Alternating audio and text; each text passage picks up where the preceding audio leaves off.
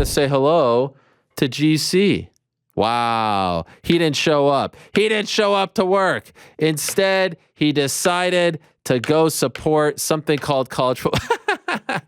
That is incredible. Wow. How do you guys keep pulling this off? How are you doing this right now? Look at this. It looks like I'm in New York. Isn't this incredible? This is actually, I know what you did. I know what you did. You took a picture and this is your Zoom background, right? Yeah, that's exactly what it is. You're starting to pick up. We got you with the crunches. We couldn't get you with the Zoom background, though. I must say, though, this is actually really well done. Wow.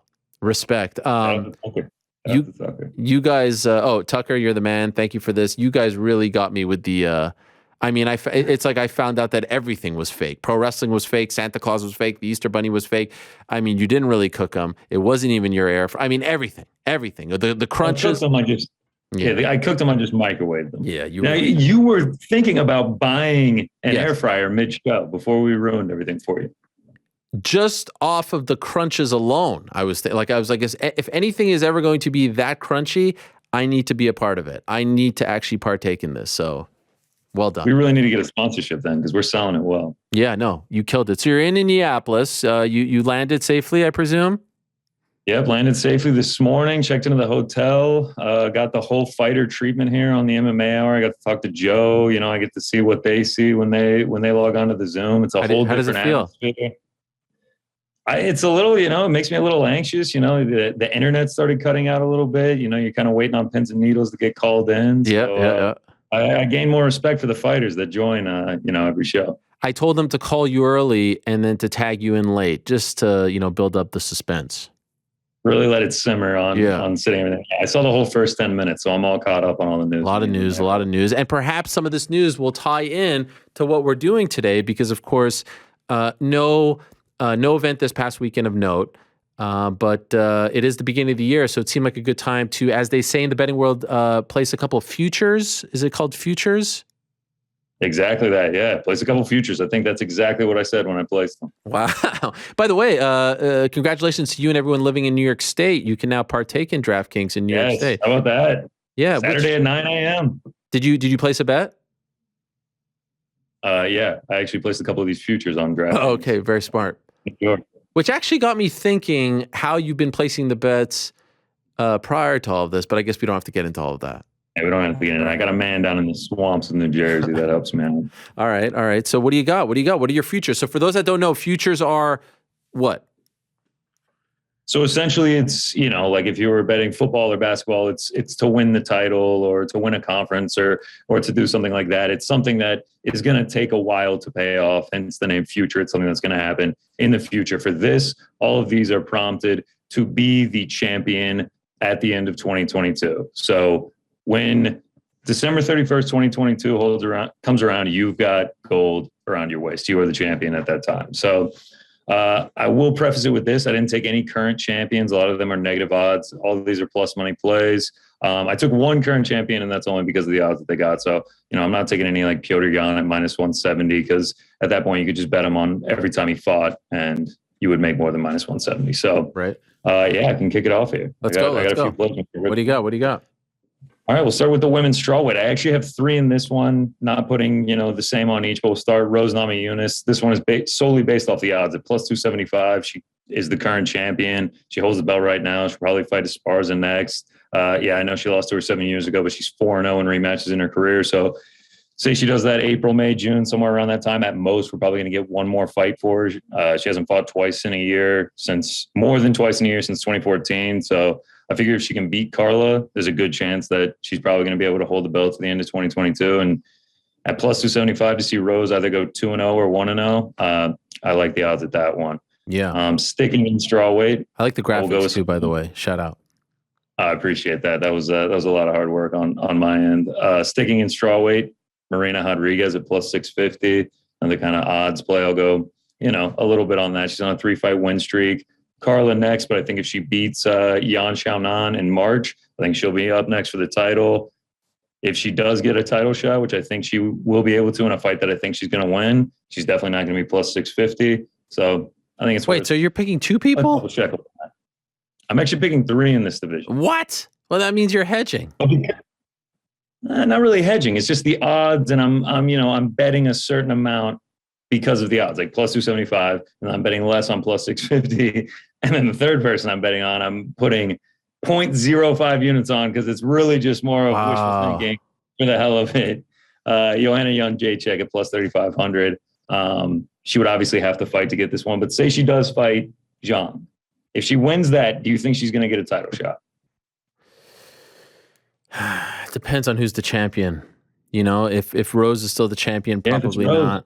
But if it's Rose, I'm okay with that. Yeah. If it's Rose, I'm okay with that since I have the Rose bet. Right. Yeah, I guess I am hedging. Yeah, I mean, this does. I mean, I guess I'd say my understanding was you're picking like one champion, but it seems like you're picking three in one weight class here. So you could. That's the most in any one weight class. Okay. The rest are mostly ones. There's a couple twos in there. All right. Up next, women's bantamweight, Valentina Shevchenko plus 800. This is solely to put my money where my mouth is on my bold prediction from the award show.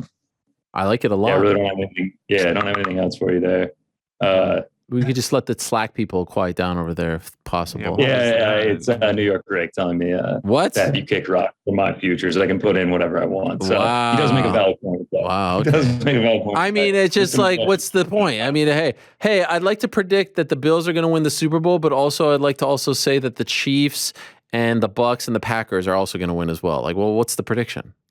But that would be like saying, all right, I'm taking Rose, I'm taking Carla, and I'm taking whoever is immediately after Carla. Like, it's like you're talking about three favorites. Like, say you took the Bills, the Colts, and like someone else that's a long shot. It's, there's levels to it. Yeah, I guess. By the way, you tailgating today? What do we do out there? I think I'm going to go down into Indy. You said it, Pat McAfee country. I'll go down into the. No, but are you going to tailgate? Are you going to like have sausage? What do you eat down there? Nah, I think I'm just gonna go to a restaurant, a bar, what? Something like that. Go the game. You're not gonna tailgate? And I'm like, I'm not in Athens. Like, I'm not in a normal place. Yeah, but all the fans aren't congregating. Yeah, they'll congregate like at restaurants and bars. Not many people drove here. Everyone flew. Wow, this is just wow. I'm coming in here. I'm having a great day, and then I come here and I just get. Oh, well, I want to listen. I'm gonna watch tonight. Only in support of you. I never watch. I hate college football, as you know. I will watch. I will root. Nick Saban, like what does he need to win again for, But I wanted to live vicariously through you. I wanted to get the whole experience. I wanted the sausage, the bratwurst, the sauerkraut, and we're not getting any of that. We're getting a bar. What are we going to? Houston's?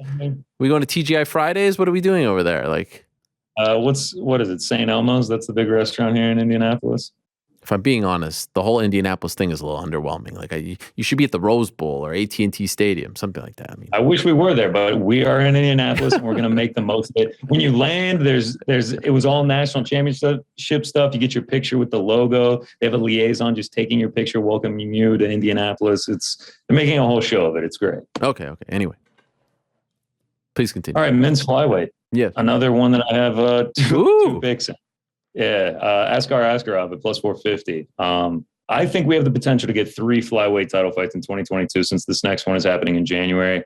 If ASKAROV, if he beats Kai Kara-France in March, I think you give him the title fight. He's undefeated, second-ranked strawweight. 1 draw was to Brandon Moreno. He's beaten Pantoja. I think if he beats Kai Kara-France, he's next in line for a shot. Which brings me to the second guy I took in the flyweight. And this was actually before they were scheduled to fight, but I took Kai Kara-France at plus 1,600. He's just my guy. If he does beat Askarov, I mean, he's in a title elimination situation. He could potentially fight for the belt, but at plus 1,600, I throw a little sprinkle on my guy. Next time Kai Kara-France is on the show, I'd like the lower third to read GC's guy. GC's guy. I mean, as soon as he knocked out Cody Garbrandt, I was like, this is my guy. Why? What's your beef with Cody Garbrandt? I don't have a beef with Cody Garbrandt, but I took Kai Kara-France at an underdog. Right, that's right. And I was hot that night, and like it was to remain perfect. This was obviously before Nunez. It was to remain perfect on the night. So I thought it was the show of solidarity since he won't come on the show. There you go. That's the big brain way to think of it. Yeah. That's exactly what it is. All right, let's keep it moving. Lightweight. I'm going to take Islam Makhachev at plus 240. This is actually my biggest bet. Yep. I mean, he's super active. We saw him fight 3 times in 2021, 9-fight win streak. I think if he beats Beneil Dariush, he's the number 3 lightweight in February. I mean, I think he's going. You have to give him a title shot at that point. He's going to be a huge favorite in that one. Like Poirier got his shot. Gaethje's probably about to get his shot. Michael Chandler already had his shot. Like, I just think if he beats Dariush, which he's going to be a big favorite in, he is destined to get a title shot at that point, and he's not going to be plus 240 in the title fight. So I'm actually surprised he's plus 240 and not. Yeah. I mean, I think actually he's moved at plus 200 since I took him. But I mean, I guess really the only concern is obviously if he loses to Dariush, who's out, or, you know, we only get one lightweight title fight of like Gaethje, or maybe some like weird thing happens and McGregor jumps in. I don't know, but I feel good that he's going to get a title shot. That's the key with all these, is that they can just get a title shot, and then you have much better odds than what they would be going for in the fight. I like this one.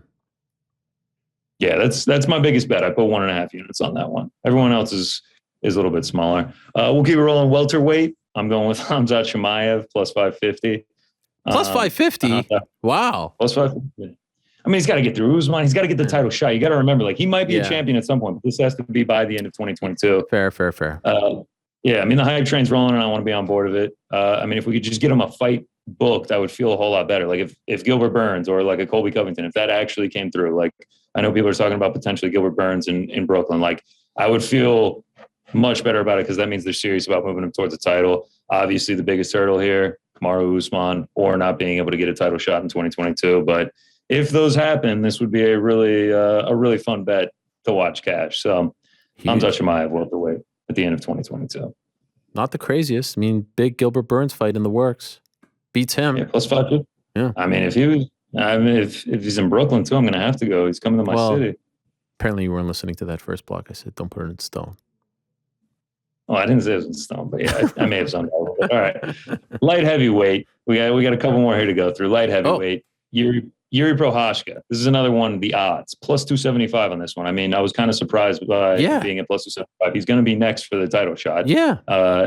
Fighting Glover. And then if he wins that one, at most, he's only going to have to win one more time. I mean, maybe two more times. You know, he can be kind of active. Probably get the winner of Rakic Jan, which will probably be a slight favorite in that one as well. So plus 275 for Yuri. I really like the odds on this one at almost 3-1. So I think it's a bet worth taking. Very good. A little bit of a long shot in the light heavyweight. Magomed Ankalaev. I took him at plus 1,000. Interesting. Just threw a little sprinkle on him. Like, I want it to happen, but it might be similar to that Khamzat thing where he just runs out of time in 2022. I mean, wilder things have happened for him to get a title shot, but it's probably going to be Rakic or Jan next. But I mean, he's won 7 straight, and I think eventually we do see him fight for a title fight. I just really like his game, and I think he's got a super bright future. And then finally, the heavyweight division. He's actually up next in just a few minutes here. CIRYL Gane, another one that I like the odds at plus 250. Similar to the flyweight title, I wouldn't be shocked if we got 3 heavyweight title fights this year. I mean, it's not out of the realms of possibilities. So best case scenario, he wins and he just defends throughout the year. Or if he loses, especially with how uncertain Ngannou's future is in the UFC, maybe we see him fight for it again at some point in 2022. So I think it's interesting. We've seen he doesn't shy away from being active. 6 weeks after he fought Volkov, he goes for the interim belt. So I don't think it's crazy for him to, you know, even if he loses, to maybe get another shot at it. But hopefully he just wins in January, and we can go from there. And to remind people, obviously, like he's actually the favorite going into this fight, but he has to keep the belt by the end of the year. Yeah. Also, shout out to Derek Lewis and Tai Tuivasa for pretty much lying to us last Wednesday about not being. Oh yeah, lied right to your face. Jeez, said Houston was too much pressure too, and now he's fighting right back in Houston. They're fighting each other. I feel like we kind of had a hand. I mean, probably McMaynard was watching the thing. He's like, you know what? Derek Lewis, Tai Tuivasa. Let's put them together. So, no need to thank me. I saw you said it. It should be sponsored by the I think so. And then lastly, this is the final one. Just in case, it's kind of like Joanna. Wow. Plus 650. John Jones plus 650.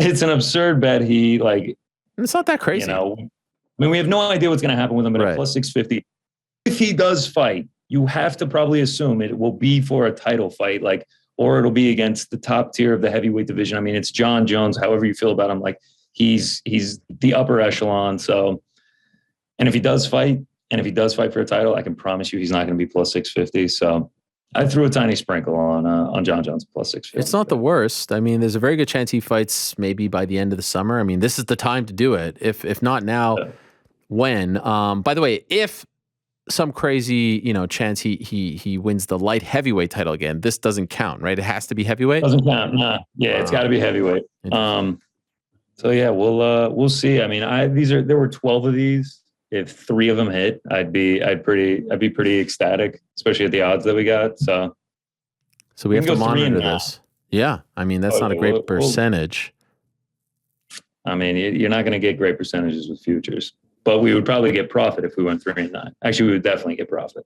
Speaking of futures, true or false? You actually placed a future bet on the Georgia Bulldogs.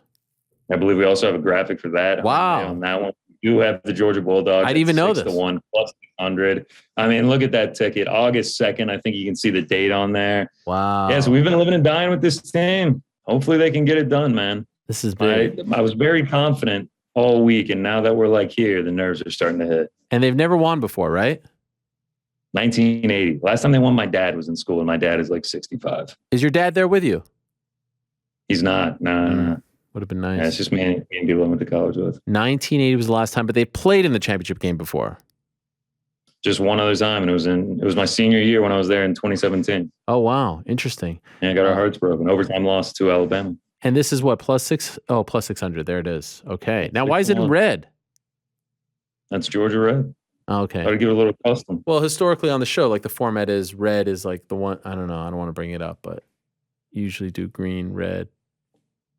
When it hits, you do. Hopefully green. That's not an indicator. Yeah, Hopefully I don't know. I was surprised you went in that. I was surprised. If we lose, this is what I'm blaming it on. I'm blaming it on. I thought you were going to put, just to sort of, curry favor. I thought you were going to put a little sprinkle on the Bills Pats, but no. Nope. Nothing. All right. Well, Joe should have made that bet. You would have won. Yeah. I heard a Slack notification, so I wonder if it's Joe telling us that our next guest is ready. Yeah. It was kicking me out, man. I got to go enjoy it. Oh, it was the Wrap It Up sign. How great is this? All right. So you're going out. You're going to you're going to TGI Fridays. You might go to McDonald's. You might go to Wendy's. You guys are all going to congregate. You're going to have a meal, and then you're going to head over to Lucas Oil. Is it Lucas Oil? Lucas Oil Stadium. Yeah, we're actually going to go to Applebee's, get the molten lava cakes like that one guy that one time, and then we'll head over to Lucas Oil. Are we painting the faces, painting the chests? Why not us? Why not now? Go Dogs! No, it's a business. It's a business trip. I got my nice Georgia button down. We're ready to go. And then when you fly back? Tomorrow morning. Wow, win or lose, rain or shine. Rain or shine. It's this tonight's going to be the decider whether it's a fun flight or a miserable flight. Well, I wish you guys the best. I'm rooting for you, and that's always a great indication. The Helwani rub, so to speak, always leads to good great to have things. you back. And yeah, I can't appreciate it enough. It's pretty much the opposite of the Drake curse. Some have been saying. So good luck to you guys. Thank you for stopping by, and thank you for going to these lengths to do this. And have a chicken tender or two on me at Applebee's. All right. Absolutely. Tell Frank I'm sorry for slouching. I just noticed now. So wow, that was amazing.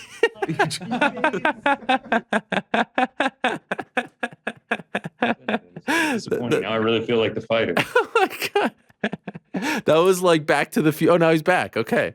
That was like Back to the Future. When the guy, wait, is he still there? Or is that a pic? Oh, okay. Here, no, we can't say goodbye. Well, goodbye. We'll talk to you later. We got to get to Mark Goddard. There he is.